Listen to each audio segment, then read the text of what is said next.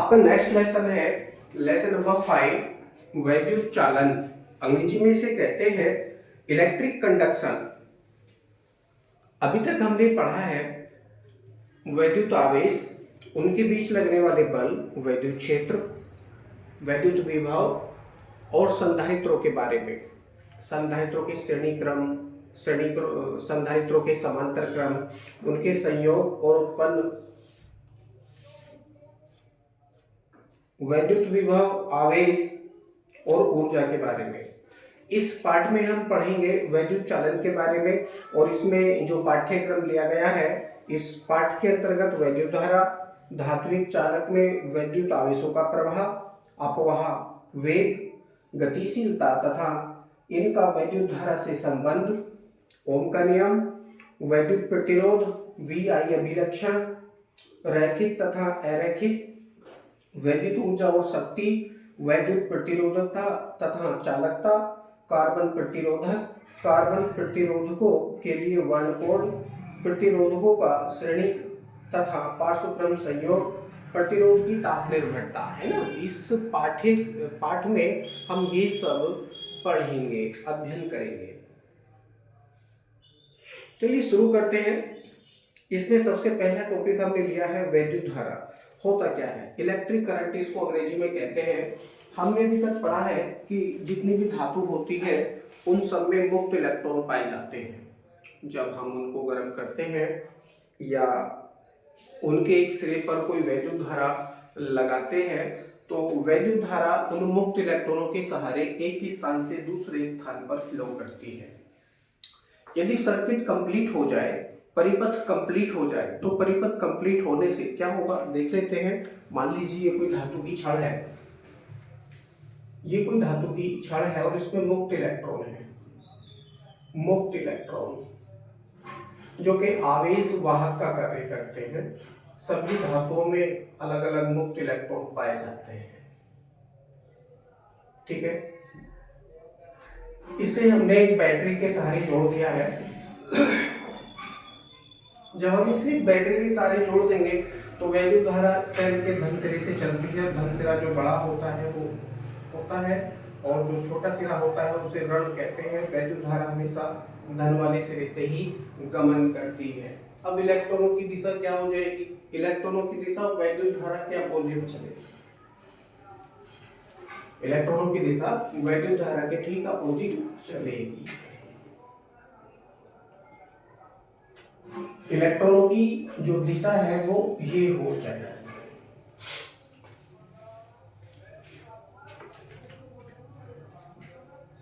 किसी वैद्युत क्षेत्र में स्थित आवेश पर बल आरोपित होता है।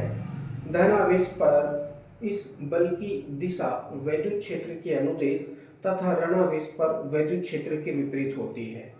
यदि आवेश गति करने के लिए स्वतंत्र है तो वह इस बल के अंतर्गत गति करने लगता है। वैद्युत आवेश की गति की अवस्था को ही हम वैद्युत धारा कहते हैं। जब एक स्थान से दूसरे स्थान पर ये इलेक्ट्रॉन गति करेंगे, है ना, तो इनके गति करने की ही अवस्था को ही, इलेक्ट्रॉनों की गति करने की ही अवस्था को ही हम वैद्युत धारा कहते हैं। इसे स्मॉल आई से प्रदर्शित करते हैं। या दूसरे शब्दों में हम ये भी कह सकते हैं कि जब किसी चालक में वैद्युत आवेश एक स्थान से दूसरे स्थान पर प्रवाहित होता है तो इस प्रवाह को वैद्युत धारा कहते हैं। इसे आई से प्रदर्शित करते हैं। वैद्युत धारा की माप आवेश प्रवाह की दर से की जाती है। किसी परिपथ में एक सेकंड में जितना आवेश प्रवाहित होता है उसी ही उस परिपथ की वैद्युत धारा कहते हैं। अतः यदि किसी परिपथ में t सेकंड में q आवेश प्रवाहित हो तो परिपथ में वैद्युत धारा क्या हो जाएगी? I = Q/T। I = Q/T। ये मान लिया हमने कि माना किसी परिपथ में t सेकंड में यानी t समय में q आवेश एक स्थान से दूसरे स्थान पर प्रवाहित होता है तो उस परिपथ में प्रवाहित वैद्युत धारा कितनी हो जाएगी? I = Q/T। अब इसका मात्रक भी आप लिखना चाहे तो लिखिए। q यानी आवेश है, आवेश का मात्रक क्या होता है? कूलाम बटे t यानी समय, समय का मात्रक क्या होता है? सेकंड। तो कूलाम प्रति सेकंड को क्या कहते हैं? एम्पियर कहते हैं।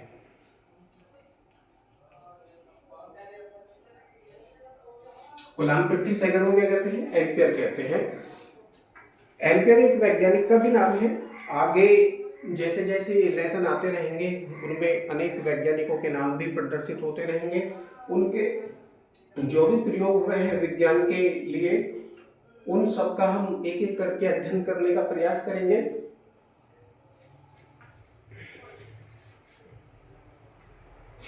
वैद्युत धारा का मात्रक एम्पियर है। एम्पियर की परिभाषा दो समांतर धारावाही तारों के बीच लगने वाले बल के आधार पर दी जाती है। यदि किसी परिपथ में एक सेकंड में एक कूलाम आवेश प्रवाहित होता है, इक्वल टू क्या माना? एक सेकंड माना है। यदि किसी परिपथ में एक सेकंड के अंतर्गत एक कूलाम आवेश प्रवाहित होता है तो I इक्वल टू क्या हो जाएगा? एक कूलाम प्रति एक सेकंड हो जाएगा। भाई इसी सूत्र में हमने क्या किया? I equal to Q upon T के अकॉर्डिंग, Q के स्थान पर हमने एक कूलाम रख लिया और T के स्थान पर हमने एक सेकंड रख लिया, तो यही समीकरण कुछ इस प्रकार से हो जाएगा। I इक्वल टू एक कूलाम प्रति एक सेकंड। अब हम यहाँ से इसमें प्रवाहित इलेक्ट्रॉनों की संख्या बता सकते हैं, क्योंकि एक सूत्र था लेसन नंबर 1 में Q इक्वल टू NE, आवेशों का क्वांटमीकरण। आवेशों के क्वांटमीकरण सिद्धांत के अनुसार हम किसी भी आवेश में इलेक्ट्रॉनों की संख्या बता सकते हैं। क्या हो जाएगा? N equal to Q upon E हो जाता है। N equal to Q upon E हो जाता है।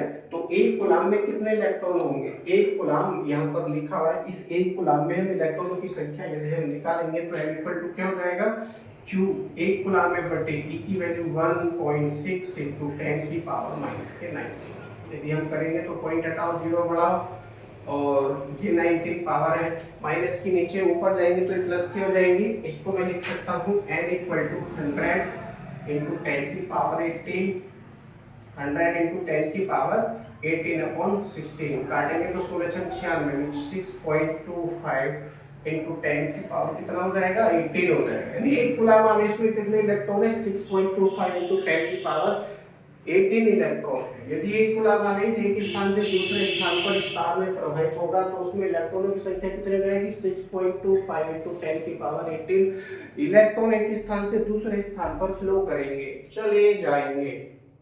तो यहीं पे मैं क्या लिख सकता हूँ? I इक्वल टू 6.25 into 10 की पावर 18 इलेक्ट्रॉन प्रति सेकेंड एक स्थान से दूसरे स्थान पर फ्लो।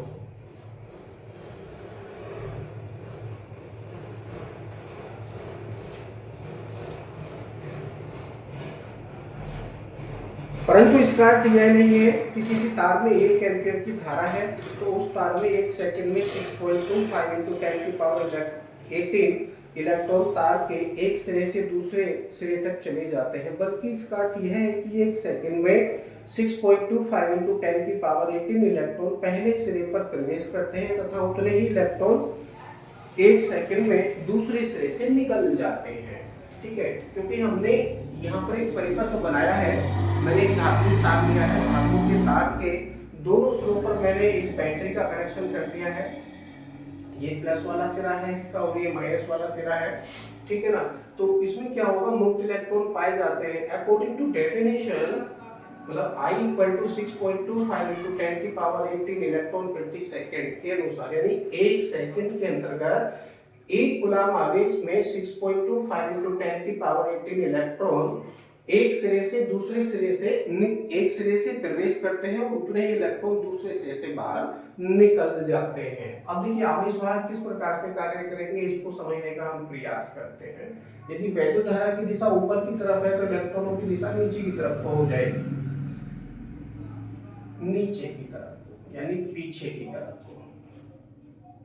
दूसरे शब्दों में मैं ये भी कहूंगा, मानकर चलिए 6.25 into 10 की पावर 18 इलेक्ट्रॉन एक बहुत बड़ा ग्रुप है इलेक्ट्रॉन्स का, है ना, बहुत बड़ा ग्रुप है। यहाँ पर हम केवल एक ही इलेक्ट्रॉन पर विचार करते हैं। जैसे ही एक इलेक्ट्रॉन, यानी ये वाला जो इलेक्ट्रॉन है, ये साइड वाला इलेक्ट्रॉन क्योंकि इसके पास वाला है, और यहाँ पर आकर ये धात्विक तार बिल्कुल समाप्त हो जाता है, तो सबसे पहले ये इलेक्ट्रॉन ही इस तार से बाहर निकलने का प्रयास करेगा।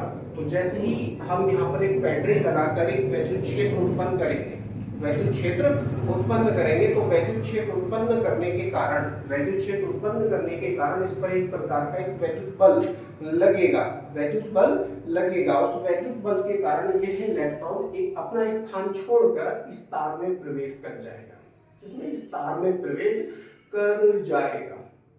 अब क्योंकि जैसे ही ये तार में प्रवेश करेगा तो इसमें इलेक्ट्रॉनों की कमी हो जाएगी, जो धात्विक तार है आपका, इसमें इलेक्ट्रॉनों की कमी हो जाती है। जैसे ही एक इलेक्ट्रॉन इस तार में प्रवेश करेगा बैटरी लगाने के कारण, तो वैसे ही इस पूरे धात्विक तार में एक इलेक्ट्रॉन की कमी हो जाएगी। उस कमी को पूरा करने के लिए, वैसे ही एक इलेक्ट्रॉन इसके दूसरे सिरे से प्रवेश कर जाता है। आप कहेंगे कि ये इलेक्ट्रॉन कहाँ से आया? क्योंकि बैटरी हमने लगा रखी है, बैटरी में दो टर्मिनल होते हैं, एक पॉजिटिव होता है, दूसरा नेगेटिव टर्मिनल होता है। तो नेगेटिव वाले टर्मिनल को हम इलेक्ट्रॉन वाहक कह सकते हैं।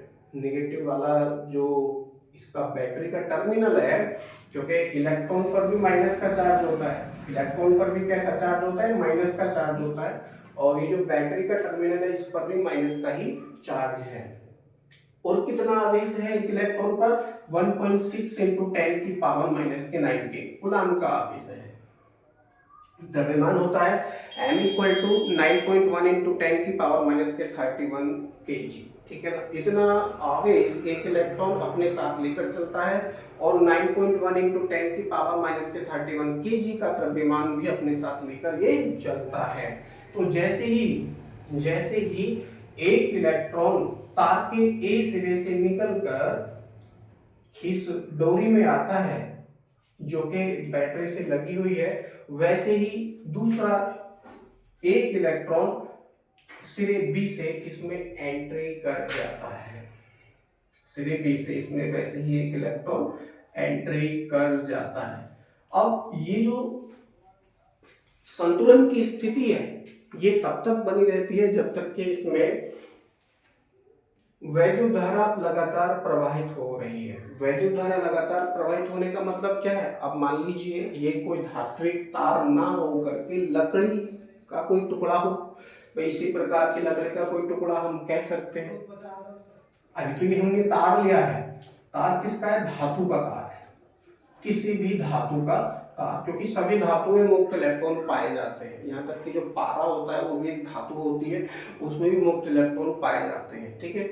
तो धातु का तार लिया है, इस धातु के तार के स्थान पर मान लीजिए लकड़ी है, इसी आकार की कोई लकड़ी। अब लकड़ी में क्या है? मुक्त इलेक्ट्रॉन तो होंगे नहीं। अब जब मुक्त इलेक्ट्रॉन नहीं होंगे, यदि हम उसको बैटरी के चित्र अनुसार, जैसे कि चित्र बन रहा है उसी के अनुसार यदि हम जोड़ देंगे, तो मुक्त इलेक्ट्रॉन नहीं होने के कारण वैद्युत धारा गमन नहीं कर सकती है। क्योंकि वैद्युत धारा को जाने के लिए, आवेश को प्रवाहित करने के लिए वाहकों का होना बहुत जरूरी है। वाहकों का होना बहुत जरूरी है। वाहक मतलब एक स्थान से दूसरे स्थान पर ले जाने वाले कारक, एक स्थान से दूसरे स्थान पर ले जाने वाले कारक। अब जब नहीं होंगे तो आवेश एक स्थान से दूसरे स्थान पर फ्लो नहीं करेगा। अब जब एक स्थान से दूसरे स्थान पर आवेश फ्लो नहीं करेगा, तो वैद्युत धारा भी एक स्थान से दूसरे स्थान पर नहीं जा सकती है, जिसके कारण लकड़ी में, जो सूखी लकड़ी होती है, उसमें वैद्युत धारा नहीं चल सकती है, क्योंकि मुक्त इलेक्ट्रॉन नहीं पाए जाते हैं। सभी धातुओं में मुक्त इलेक्ट्रॉन होते हैं, जिसके कारण वो एक स्थान से दूसरे स्थान पर स्वतंत्रता पूर्वक चल सकते हैं, और इसे ही हम वैद्युत धारा कहते हैं। मुक्त इलेक्ट्रॉनों की गतिमान अवस्था, मुक्त इलेक्ट्रॉनों की गतिमान अवस्था आवेश कहलाती है, और आवेशों की गति की अवस्था को ही हम वैद्युत धारा कहते हैं। ओके।